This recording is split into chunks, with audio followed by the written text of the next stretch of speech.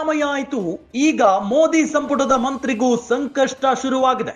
ಕೇಂದ್ರ ಸಚಿವೆ ನಿರ್ಮಲಾ ಸೀತಾರಾಮನ್ ವಿರುದ್ಧ ಎಫ್ಐಆರ್ ದಾಖಲಾಗಿದೆ. ಕೇಂದ್ರ ವಿತ್ತ ಸಚಿವೆ ನಿರ್ಮಲಾ ಸೀತಾರಾಮನ್ ವಿರುದ್ಧ ಎಫ್ಐಆರ್ ದಾಖಲಾಗಿದೆ. ನಿರ್ಮಲಾ ವಿರುದ್ಧ ಎಫ್ಐಆರ್ ದಾಖಲಿಸಲು ನ್ಯಾಯಾಲಯ ಮಹತ್ವದ ಸೂಚನೆಯನ್ನ ನೀಡಿದೆ. ಬೆಂಗಳೂರಿನ ಜನಪ್ರತಿನಿಧಿಗಳ ವಿಶೇಷ ನ್ಯಾಯಾಲಯ ಸೂಚನೆಯನ್ನ ಕೊಟ್ಟಿದೆ. ಚುನಾವಣಾ ಬಾಂಡ್ ಮುಖೇನ ಸುಲಿಗೆ ಮಾಡಿರುವ ಆರೋಪ ಕೇಳಿ ಬಂದಿದೆ. ಚುನಾವಣಾ ಬಾಂಡ್ಗಳ ಮುಖೇನ ಹೆದರಿಸಿ ಸುಲಿಗೆ ಮಾಡಲಾಗಿದೆ. ಹೀಗಾಗಿ ಕೇಂದ್ರ ಸಚಿವೆ ವಿರುದ್ಧ ಕ್ರಮಕ್ಕೆ ನಿರ್ದೇಶನ ನೀಡುವಂತೆ ಅರ್ಜಿ ಬಂದಿತ್ತು. ಜನಾಧಿಕಾರ ಸಂಘರ್ಷ ಪರಿಷತ್ನ ಆದರ್ಶ ಅಯ್ಯರ್ ಎಂಬುವರು ಅರ್ಜಿಯನ್ನ ಸಲ್ಲಿಸಿದ್ರು. ದೂರನ್ನ ವಿಚಾರಣೆಗೆ ಪರಿಗಣಿಸಿರುವ ವಿಶೇಷ ನ್ಯಾಯಾಲಯ ತಿಲಕ್ ನಗರ ಪೊಲೀಸ್ ಠಾಣೆಯಲ್ಲಿ ಎಫ್ಐಆರ್ಗೆ ಕೋರ್ಟ್ ಸೂಚನೆಯನ್ನ ಕೊಟ್ಟಿದೆ. ಒಂದು ಕಡೆ ಮೂಡ ಹಗರಣಕ್ಕೆ ಸಂಬಂಧಪಟ್ಟಂತೆ ಸಿದ್ದರಾಮಯ್ಯ ಅವರ ವಿರುದ್ಧ ಎಫ್ಐಆರ್ ದಾಖಲಾಗಿದೆ. ಮತ್ತೊಂದು ಕಡೆ ಮೋದಿ ಸಂಪುಟದ ಸಚಿವೆಗೂ ಕೂಡ ಸಂಕಷ್ಟ ಈಗ ಶುರುವಾಗಿರೋದು.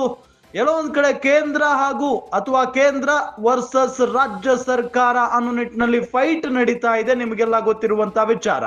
ಈ ಸಂದರ್ಭದಲ್ಲಿ ಸಿದ್ದರಾಮಯ್ಯನವರ ಬಗ್ಗೆ ಬಹಳಷ್ಟು ಅವಹೇಳನಕಾರಿಯಾಗಿ ಮಾತನಾಡ್ತಾ ಇದ್ರು. ಒಬ್ಬ ಭ್ರಷ್ಟ ಮುಖ್ಯಮಂತ್ರಿ ಕರ್ನಾಟಕದಲ್ಲಿದ್ದಾರೆ ಅಂತ ಹೇಳಿ ಹೋದಲ್ಲೆಲ್ಲ ಬಂದಲ್ಲೆಲ್ಲ ಹರಿಹಾಯ್ತಾ ಇದ್ರು ಪ್ರಧಾನಿ ನರೇಂದ್ರ ಮೋದಿ ಅವರು.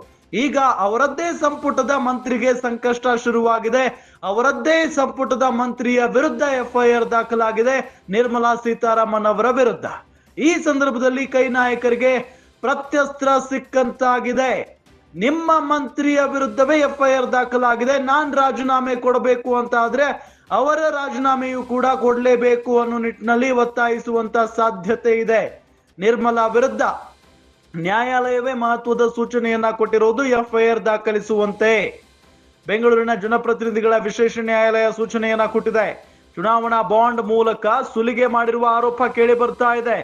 ಹೀಗಾಗಿ ಕೇಂದ್ರ ಸಚಿವೆ ವಿರುದ್ಧ ಕ್ರಮಕ್ಕೆ ನಿರ್ದೇಶನ ನೀಡುವಂತೆ ಅರ್ಜಿಯನ್ನ ಸಲ್ಲಿಸಲಾಗಿತ್ತು.